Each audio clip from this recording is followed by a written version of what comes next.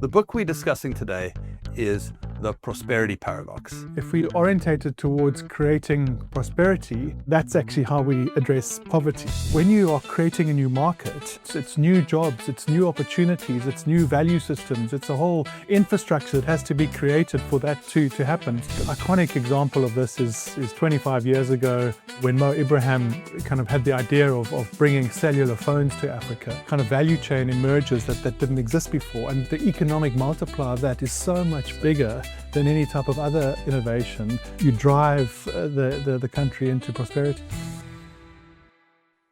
Welcome to the Non-Fiction Book Club. I'm your host, John Bradshaw, and we have a great show for you today. A big thank you to Innate, our season sponsor. Innate is the platform for financial advisors who want to spend less time on paperwork and more time helping solve their clients' problems. You can find out more at innate.co.za.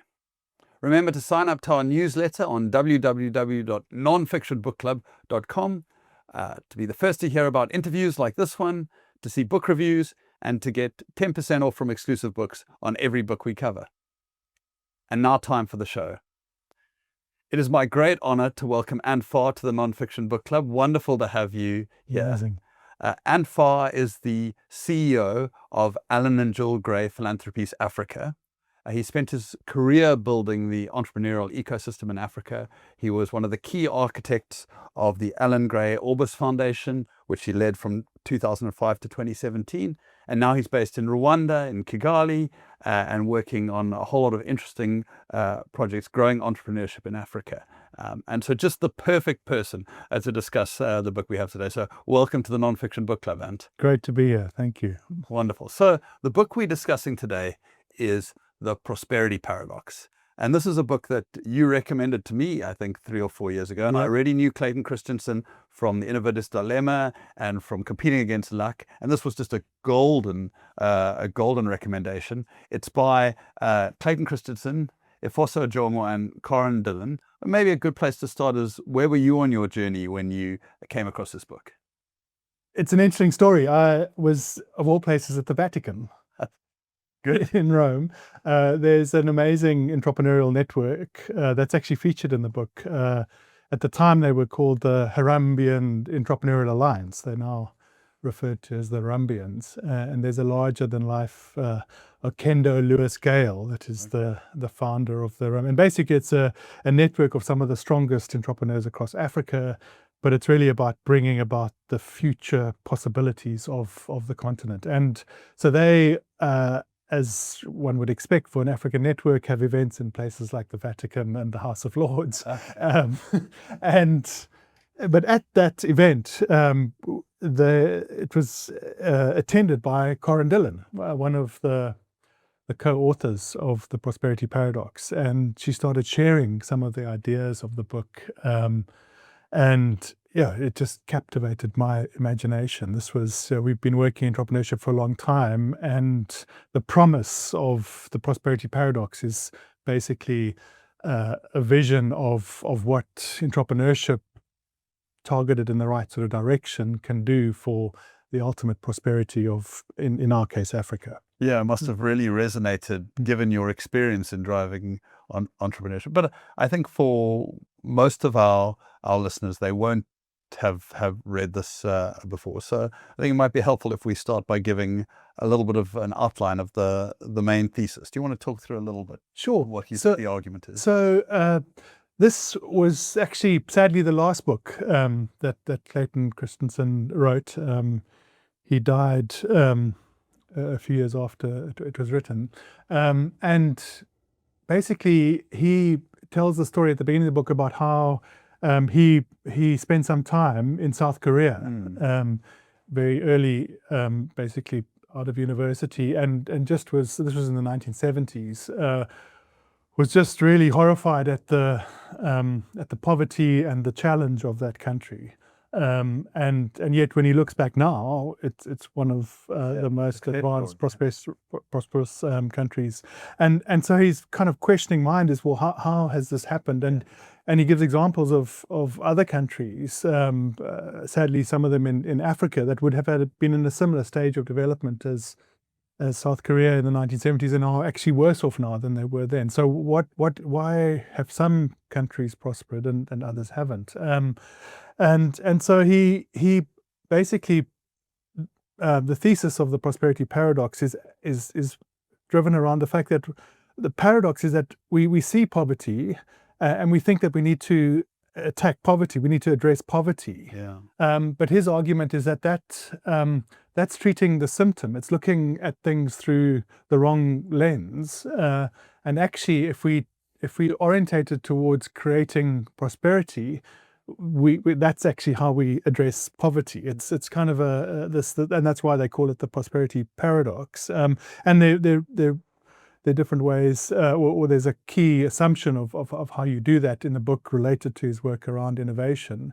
But I think the other interesting example that he gives is because this idea of like you've got to look at it through a different lens, and he gives lots of examples of how we've just thrown billions after billions into aid and the 50,000 water wells that exist across Africa, and yet that hasn't achieved the results that we look for. And that was one of the things that really caught my attention, because it's almost like our compassion can misfire, right? That we want to do something, we want to make a difference. We know it feels wrong that we live prosperous lives when so much of Africa doesn't even have clean water. And I think it's Efosa's actual example about building water pumps, maybe in Nigeria, but certainly in Africa, and then starting to get the calls into his home in the US saying the pump's broken, can you come fix it? And just the unsustainability of that.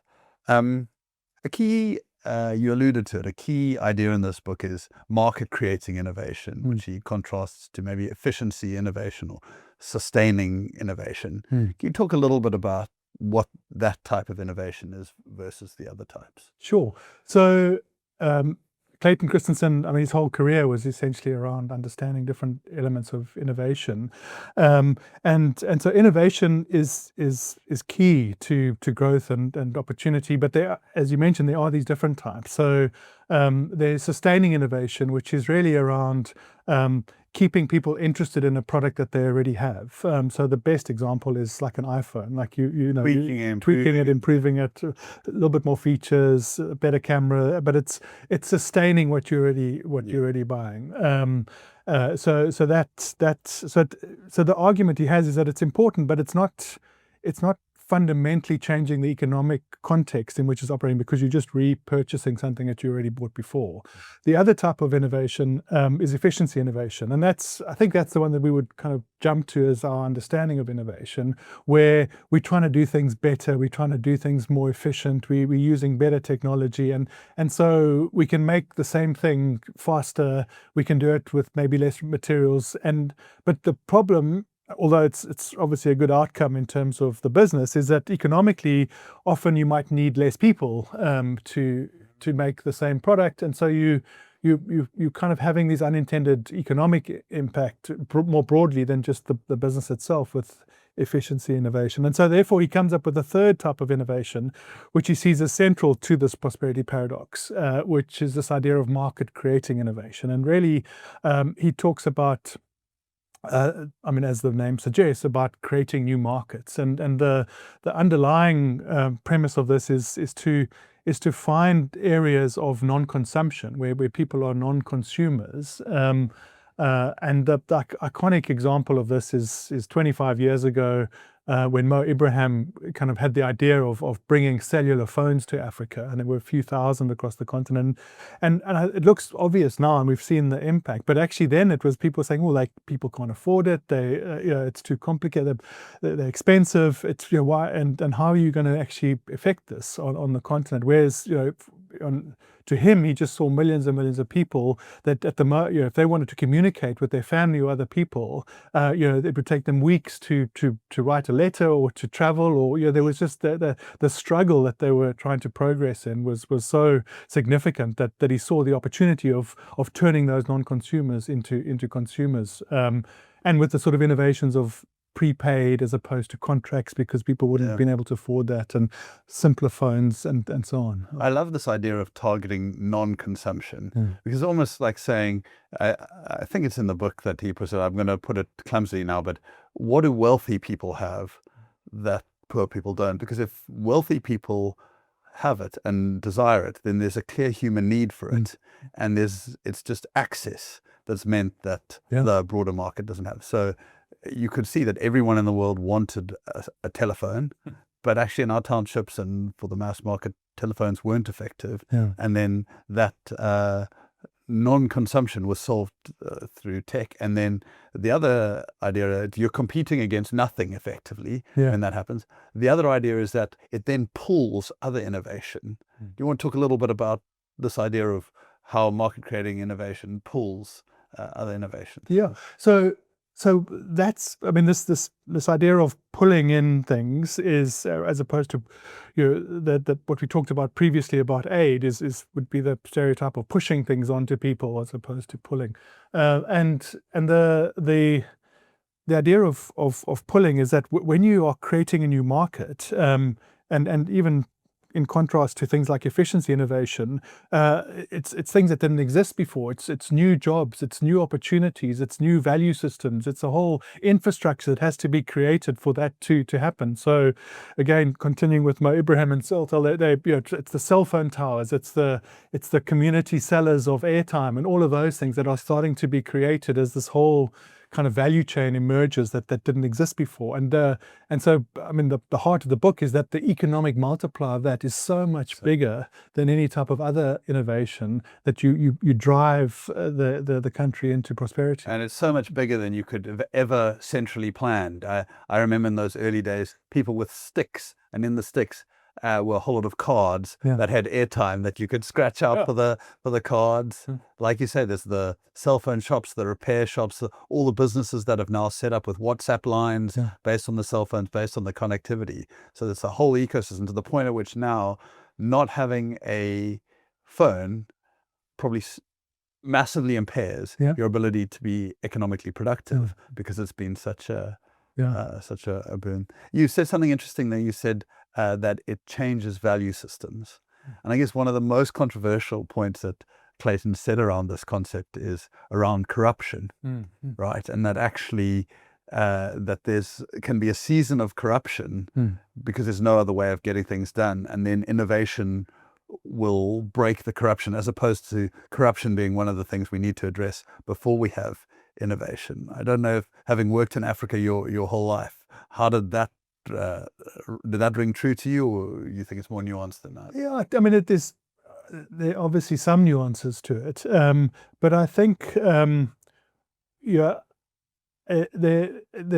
firstly, I think we might stereotype something like corruption happening in certain parts of the world, whereas actually it happens everywhere. It's just kind of in different forms and in different ways, and maybe more sophisticated at other times. And so, it's part of what they're saying is that there's a certain struggle that can be met through corruption. And actually, if you bring further innovation, which brings more opportunity, more prospects, you start to shift the culture and see other ways of doing it. So I certainly think that it's part of the story. I'm not sure if it's the entire story. One of the things, just as you were talking, that struck me about efficiency innovation and sustaining innovation, then market creating innovation, is almost all the conversation around AI has ended up being efficiency innovation. Has been, we need less software engineers, we can do more with less, and therefore all the fear of AI is around job loss. Right? Where that's a real lack of imagination if we should be thinking about how AI is that something that you're seeing in your work in East Africa? Is East Africa as excited about AI as the West Coast of America is? Yeah, I think they definitely are. And I think you've just touched on it, in that it's about the lens that you use towards this. It's a new form of technology, and technology is often the enabler of providing better access to things that otherwise were inaccessible. But we go back to the cell phone. And so, what we are doing in terms of any market creating innovation is making something cheaper, more accessible, or simpler. And I don't think there's been a a technology in recent history that does that better than AI. And so I think there are efficiency elements to it, obviously, but I think in the bigger picture, there's just so much opportunity in terms of market creating innovations that it facilitates. Yeah. Yeah, fantastic. So I think it's worth, you can see I'm dying to get on to talking a little bit about what you're doing in Rwanda. I know you're very involved with Jasiri, taking high potential individuals and growing them. I know there's also something that you've been working with in the schools called Wavumbuzi. Hopefully I got close. Can you talk a little bit about your journey moving you and your family to East Africa and the kind of things you've been working on there? Okay. Yeah, so as you mentioned, I've been with Gray-related work for a long time, part of the furniture. And in 2015, the Gray family did a remarkable thing. They'd already done incredible things, and then they just stepped up into a whole new level, whereby they decided as a family to donate their entire controlling share of both the Allan Gray Asset Management Group and the Global Orbis Asset Management Group. All of their shareholding of that, they donated to endow the Allan Gill Gray Foundation. So it was an extraordinary act of generosity from the family. And that had many implications, but one of the implications for us in Africa is that it was just at just a different level of scale, that it gave us the opportunity to be more ambitious with the impact that we could have. And we no longer needed to just be in a single country, but we could actually dream about having an impact across the continent. And so that was the opportunity that created. And we did some thinking and some research and analysis, and maybe weren't brave enough to go to West Africa. So we decided that pretty brave, I mean, that we would start in East Africa, and I was excited to be part of initiating that. And so we have our base out of Rwanda, Kigali, but we also have offices in Kenya and Ethiopia, and so those are the three countries that we work in.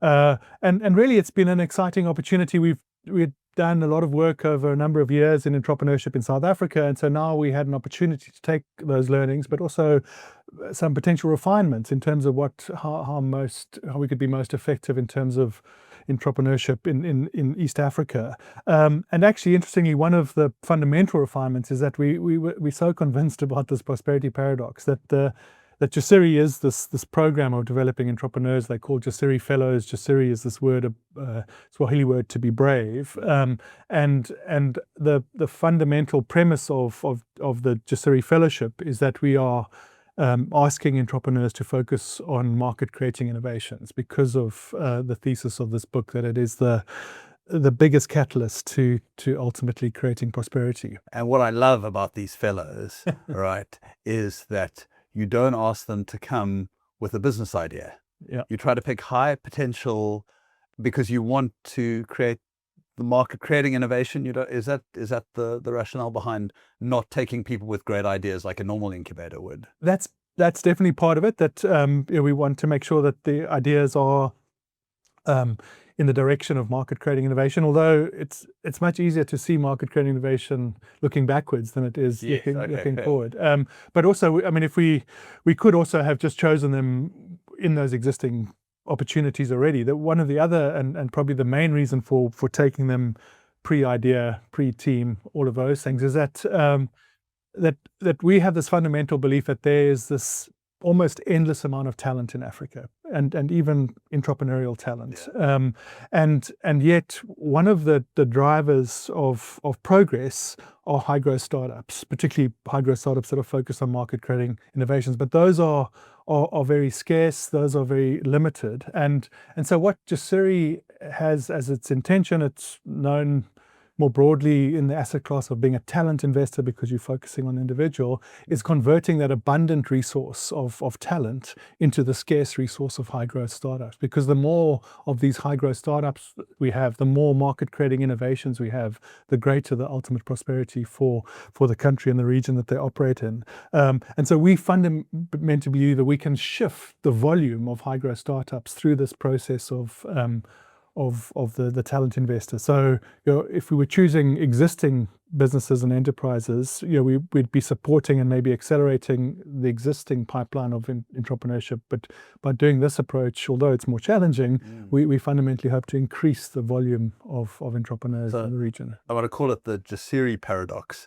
which is there's a very large pool of high talent individuals, but a limited supply of high growth startups. And Exactly. That paradox so I think it's still very young, Jasiri, but it would be lovely to hear a little bit about some of the businesses that are getting germinated out of this process of taking talent. You mentioned it briefly, but giving them a little bit of time to find a team. So a very quick dating process to put the team together, and then to find an idea, and then getting them set up for success. So how it works is we draw from across those 3 countries.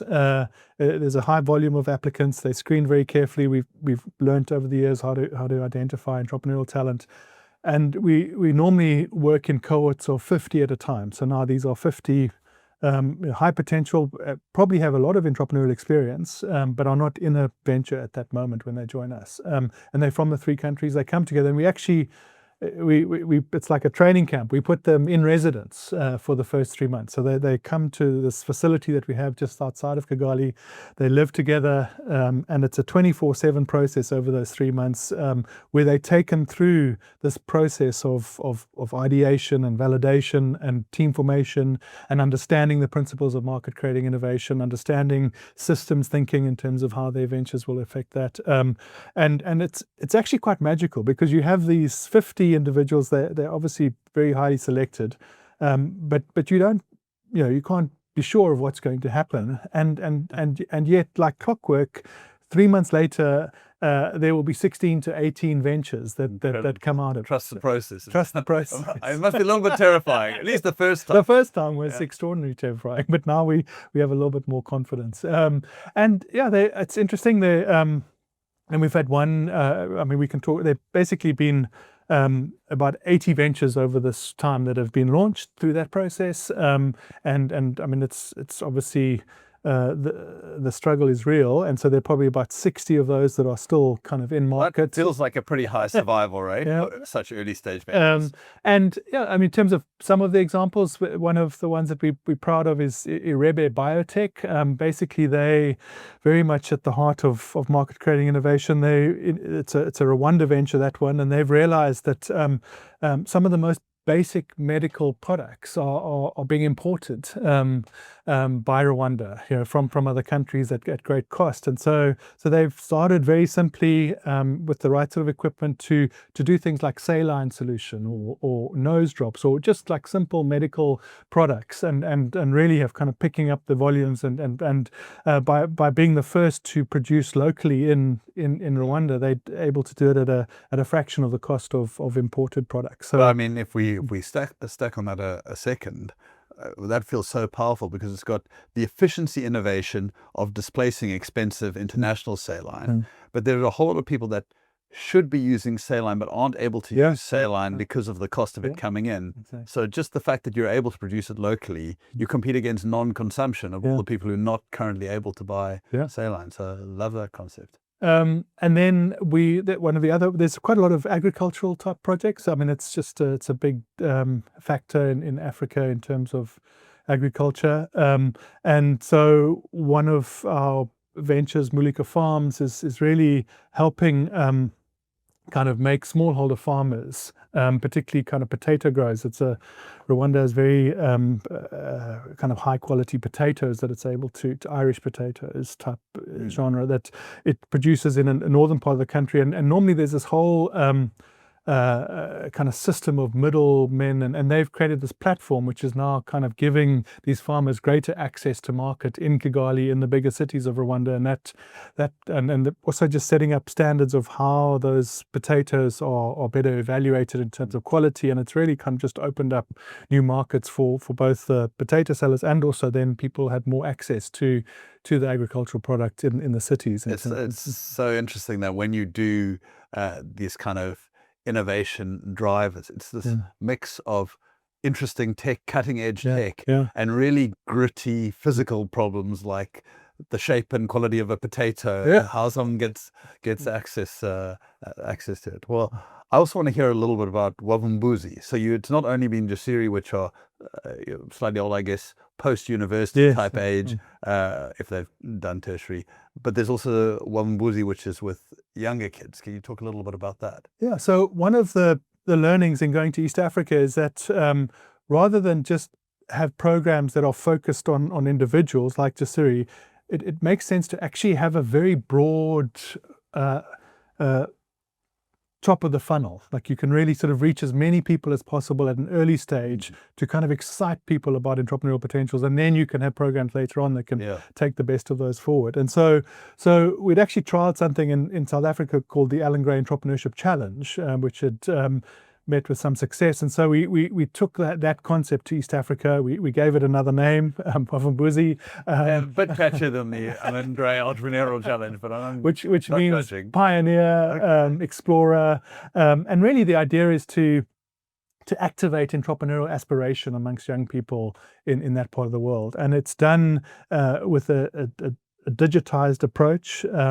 It's gamified as well, so there's a leaderboard and there are points, and I love it already. People do challenges, and we organize those challenges into different quests, so they start to understand, it might be smart farming, or it might be kind of finance or health, or all these different sectors, and they kind of go deep into those quests doing these challenges, and it really is kind of building their entrepreneurial aspiration. We have very detailed measurement. We do a pre-survey and a post-survey to see how their entrepreneurial competences and other dimensions of their entrepreneurial aspiration have shifted as a result of their participation and engagement. But it really has been quite remarkable. I mean, we this year in Rwanda alone, 80,000 learners in their high school system participated in this challenge and engaged properly in the challenge. And that, I mean, there are only 700,000 high school learners in the whole of the country. So it's more than 10% of the country are now being activated into these different entrepreneurial ideas and possibilities. And we do the same in Kenya. Kenya was about 70,000. And so we can just kind of start to dream about this movement of young people across multiple countries, kind of getting incredibly excited about what they can do with their futures with an entrepreneurial. Well, isn't the ultimate market creating innovation getting young people excited about entrepreneurship? Absolutely. I mean, it could be extraordinary. I do have a complaint though. Oh. Right? A lot of this activity seems to be going on in East Africa. Yes. South Africa feels like we have a bit of a need for market creating innovation as well. Is there a trickle down system that will get some of these things back here? Or no, absolutely. Well, there's a very well matured system in South Africa. We have the Allan Gray Fellowship. It didn't start life focused on market creating innovations, but there are a lot of them that are pursuing those sorts of opportunities. We see some amazing ventures. Satana Capital is kind of really sort of reimagined finance in the townships, and that's certainly a market creating innovation. But also what has, just to address your complaint directly, the initial success and momentum of this approach in East Africa, even though we kind of went to East Africa to take the learnings of South Africa, already now we've actually a few months ago selected our first cohort of Jasiri fellows in South Africa. So they're with the same approach of addressing market creating innovations, and so they're kind of still in the early stages. So we haven't yet seen what's emerged from that, but Jasiri has come back to its home base. So wonderful. Well, look, I really appreciate the time, and so fun to hear everything that's happening, to get your excitement for it. I'm excited about it. I think it's absolutely brilliant, and it's game changing, and it's so encouraging. And to see it fit within this strategic framework, or this philosophical framework about how we can change Africa's future by encouraging this innovation, by looking for those opportunities ourselves is totally brilliant. So the book is The Prosperity Paradox. If you're into Clayton Christensen, you've read How Will You Measure Your Life and Competing Against Luck and The Innovator's Dilemma, you must read this as well. If you're interested about living a meaningful life in Africa, I'd highly recommend that you read this book. Thank you very much, and it was wonderful to have you. Thank you. A big thank you to our headline sponsor, Innate. Next time you're talking to your financial advisor, ask them what platform they're using to manage the administration of your investments. If they say innate, you can take comfort knowing they're using technology to work smarter and serve you better. Visit innate.co.za to find out more. A reminder to sign up to our newsletter to always be the first to hear about book reviews, interviews, and to get book discounts on great books from our book partners' exclusive books.